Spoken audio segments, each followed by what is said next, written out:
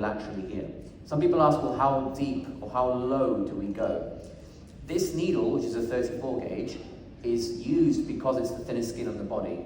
When this stops being thin, i.e. it becomes a cheek, that's when you use your normal technique.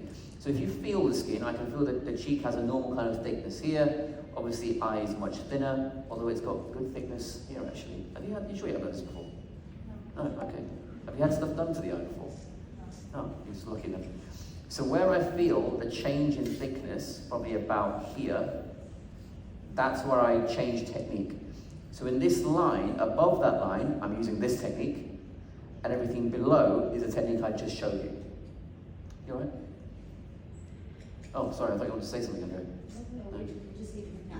Okay. So bevel up. Now the reason I prefer a longer needle, if you have a longer needle, you can actually just, in fact, let's pretend this is the needle.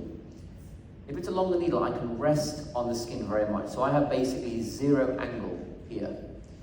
If it's a much shorter needle, in order for the needle to enter, the whole syringe has to be tipped up very slightly instead of being flat.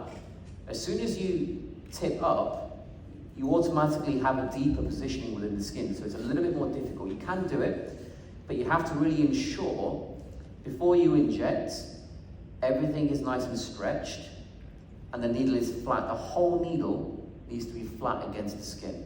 So there's no angle here, completely flat. If the needle is flat, all I need to do is slide very slightly forward, and the bevel will catch the skin, and it will go inside the skin, but without going deep, it will stay in the same layer, which is why I prefer this gauge.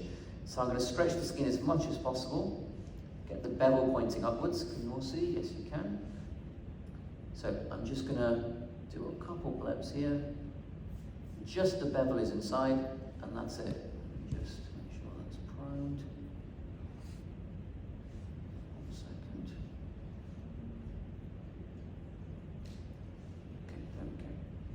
So, big stretch, just the bevel inside. And I don't know if you can see this on camera, but the skin is going white very, very quickly. And because it's white, I know I'm in the right region. Can you see that? Yes, you can. So also try and pay attention to how sharp the edge is. The edge is very, very clear.